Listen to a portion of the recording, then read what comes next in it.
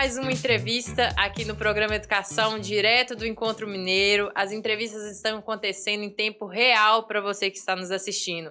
Dessa vez estamos recebendo o palestrante do dia da FTD Educação, o professor Fernando Magnoli, que é coordenador da linha de idiomas da FTD. Seja muito bem-vindo. Obrigado, Ruth. Bem-vindo também. Obrigado pela oportunidade de estar aqui com vocês. Foi um prazer fazer esse encontro aí com o pessoal hoje de manhã. Nós que agradecemos. Lá foi tratado, né, na sua palestra, sobre o programa bilíngue que a FTD possui, né? Eu gostaria que você informasse o pessoal que está nos assistindo um pouquinho mais desse projeto. Joia. A gente começou a fazer uma reflexão na palestra baseado em como a gente aprende um idioma, né? Então a gente fez uma viagem ao passado, lembrou um pouquinho de quando eu era um menino, tinha cabelos, era jovem, não tinha rugas, não tinha botox. Como é que eu tinha aprendido inglês naquela época, né?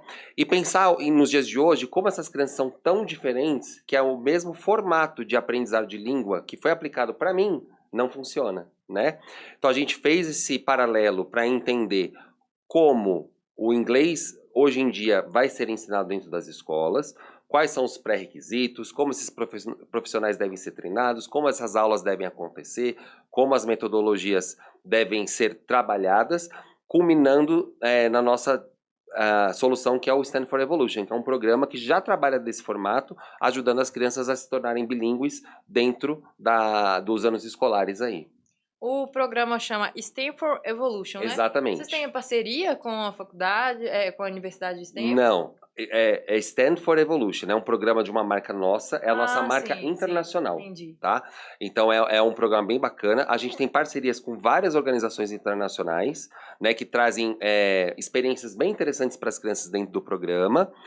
Por exemplo, dentro do programa, as crianças que estão estudando, a partir do 3º ano, elas têm a oportunidade de ter um intercâmbio em sala de aula, que é a aula com um tutor fora do Brasil, via remota, para que eles conheçam culturas de outros países e que estejam realmente inseridos na língua.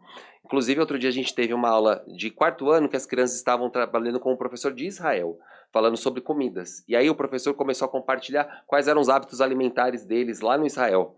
E as crianças ficaram encantadas, porque como assim você come uma pasta de peixe no café da manhã? Sabe, essas coisas. Da mesma forma que ele achou estranhíssimo, como é que você come um pão com requeijão no café da manhã? Cultura, né? Exatamente. A gente não pode desassociar o trabalho cultural com o trabalho de aquisição de linguagem, né? É extremamente importante e ajuda a gente também a entender a identidade dos falantes através desse processo. Uma vez que inglês hoje não é mais aquela coisa, eu vou falar com um americano, eu vou falar com um britânico, eu vou falar com um cidadão do mundo, independente de onde ele estiver.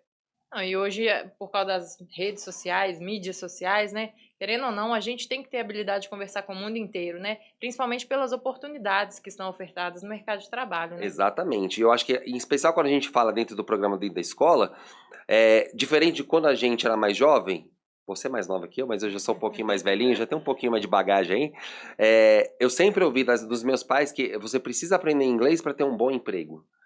Quando você tem 10 anos, a realidade de ter um bom emprego é tão distante que aquilo não faz o menor sentido para você, né? E às vezes a gente acaba copiando esses comportamentos. Eu, enquanto professor e agora enquanto pai de 2 crianças que estão no programa, inclusive, eu percebo já a mudança que elas têm no relacionamento delas com a escola, né? Então, por mais que eu fale inglês com os meus filhos e tal, eles não respondem. Meu pai é brasileiro, ele fala português, eu não vou falar inglês com esse mané aí, não. E a primeira vez que eu ouvi meu filho foi realmente por causa da questão da oportunidade, como você ressaltou, Ruth.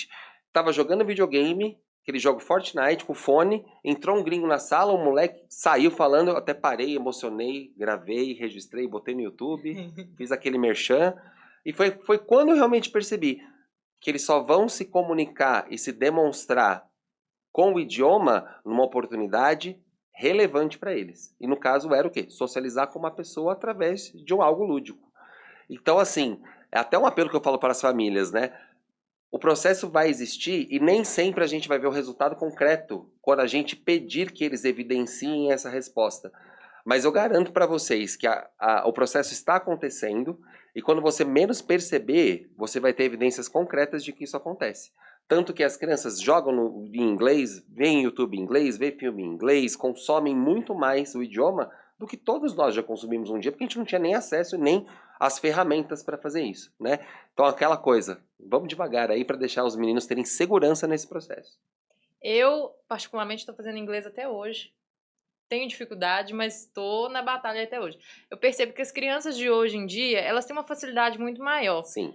Você acha que seria por causa das ferramentas oferecidas ou das oportunidades, igual você está falando do seu filho, né, ali no videogame, se inteirando, e por isso ele teve a curiosidade? Ou você acha que realmente as crianças de hoje em dia, elas estão vindo com um pensamento mais acelerado, com a facilidade maior de absorver o conteúdo? Eu acho que tem uma junção de vários fatores aí, né? Mas acho que o principal é a gente entender primeiro qual que é o objetivo que a gente vai ter com o idioma, né? E se o seu objetivo é falar, não existe o falar antes do ouvir, né? Quando a criança nasce, ela ouve, ouve, ouve, até um belo dia ela fala a sua primeira palavra. O meu filho, por exemplo, ele falou carro. A primeira palavra dele foi carro, foi quando eu descobri que ele ia ser Uber. E aí, inclusive, fiquei frustrado no começo, mas sabe o que eu acho que é interessante? A criança passa um tempão ouvindo, e mesmo sem ela falar, ela fala. Você fala assim, meu filho chama Luigi, falava, Luigi, pega a bola pro papai. Ele ia até a caixa de brinquedo, pegava a bola, trazia. Ele não falava, mas ele entendia. No meu contexto de escola, eu acredito que no seu também, Ruth, a gente já começou com verbo to be, com regra, com ler e escrever. Como é que eu vou ler e escrever uma língua que eu não falo? Não faz sentido a gente fazer dessa forma. Então, a gente tendo essa consciência e essa quantidade de exposição, a gente fazendo com que essa criança primeiro entenda, depois fala, para depois registrar, é o que faz sentido para que tenha um aprendizado mais sólido, né? Então, hoje, essas crianças, elas têm o ouvir. Né? Porque na minha época, por exemplo, para ouvir uma música em inglês, ouvir um vídeo, assistir um filme sem legenda, não tinha essa possibilidade. Hoje com o YouTube, com os aplicativos, com as ferramentas, existem oportunidades e com escolha, porque a criança escolhe o que ela quer fazer. Na nossa época de escola, o professor escolhia o que você iria fazer, mas nem necessariamente a gente se conectava com aquilo que estava escolhido pra gente. Né? Eu vou ter que ouvir uma música super antiga do Beatles. Meu amigo, eu não sei nem quem é Beatles. Eu vou ouvir cara cantar uma coisa que eu não quero para fazer uma atividade que eu não sei com uma finalidade para mim que não tem sentido. Então a gente traz para as crianças essa questão toda de você trazer essas oportunidades de escolha para que elas se sintam seguras e aumenta o engajamento delas no processo, né? E é a longo prazo. A gente não pode também ter a abordagem pizzaria. Chego lá, boto o chip na cabeça do menino e tá bilíngue em 2 meses. Não é assim.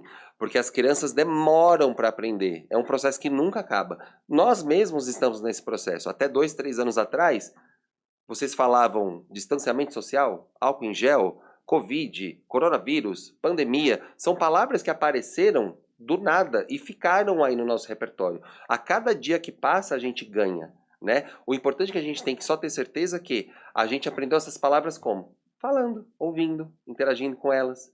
Então é importante a gente pensar nesse processo também para que a gente garanta que o resultado chegue, né? Isso que eu acho que é bem bacana. Como que é mais interessante a instituição pensar em adaptar ao aluno do que fazer o aluno se adaptar à metodologia. Né? Exatamente. Eu acho que é importante o que nem você falou. Eu acho que a palavra sempre é oportunidade. Para mim, a oportunidade é que realmente faz com que as coisas funcionem. Então, se a gente demorou um tempo para aprender português, como é que eu vou aprender inglês com 2 aulas só por semana, com a professora dando aula em português? E é engraçado, eu já fiz várias reuniões de famílias, né? E eles falam assim, não, porque ó, a professora fala inglês em sala de aula, o menino chora, ele não entende, ela tem que dar aula em português. Eu falei, gente, mas vamos pensar de uma outra forma. Seu filho vai para aula de natação? Vai. A piscina tem água? Se eu tirar a água da piscina, eu tiro o desafio. Se eu tirar o inglês da aula de inglês, ele não vai aprender. É que nem eu falar, vou dar aula de matemática sem número. Vou dar aula de arte sem cores. Como assim? Não vai funcionar. O desafio, ele tem que ser percebido por cada um e é uma trilha individualizada. Porque tem gente que vai aprender de um jeito A e outro do jeito B e outro do jeito C. Quando você me falou agora há pouco assim, eu tô inclusive com dificuldade ainda de aprender o inglês, estou estudando e tal. De repente, será que a forma que eles ensinam é a forma que você aprende? Porque se não for o canal que você aprende, você pode ficar lá dando, sabe, soco em ponta de faca que não vai funcionar o processo. A gente também tem que ter essa consciência. Será que eu aprendo de tal jeito? Que nem cozinhar. Tem gente que aprende lendo livro de receita. Tem gente que aprende vendo vídeo do YouTube. Tem gente que aprende cozinhando e errando, trocando sal pelo açúcar e fazendo um bolo horrível. Sabe? Mas é no fazer. Então cada um tem a sua forma de aprender. Então a gente não pode padronizar um processo que não é padrão. Cada um aprende de uma forma. E quando a gente traz isso para dentro de um programa onde a gente realmente promove que esse aluno protagonize o seu aprendizado da forma que ele aprende, eu consigo dar para ele mais chances e oportunidades de aprender. E eu acho que isso que é o que vai funcionar. Ah, com certeza. Ontem nós batemos um papo aqui com a Cíntia, né, que ela trouxe vários assuntos que estão sendo pautados mais do que nunca, né? Habilidade socioemocional, inovação, tecnologia e inclusão. E o método que vocês estão trazendo também para as escolas, né, se tornarem bilíngues, também é muito atual, né? Cada vez as escolas estão procurando se aprimorar isso. Eu vejo que a FTD, ela se importa com o que tem de mais novo e o que também é fácil, né, para a escola estar aplicando lá. Gostaria que você falasse um pouquinho do geral da FTD, qual que é a missão de vocês, porque eu vejo que vocês têm uma preocupação muito grande com isso. Sem Não dúvida. só para a escola, não, a escola tem que fazer isso, não.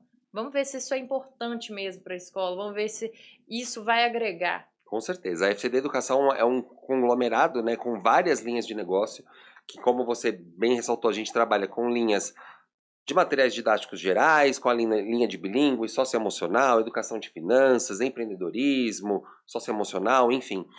E eu acho que a partir do momento que a gente percebe que para uma criança, né, ser um cidadão mais completo, ela tem que passar por todas essas experiências. E é por isso que a gente tem que trabalhar com todos esses eixos diferentes para realmente promover dentro dessas escolas essa não padronização do ensino, mas essa exposição variada, né, de diversos assuntos e cada um conseguir trazer um pouquinho de si no que é relevante ao ser humano que você é, né?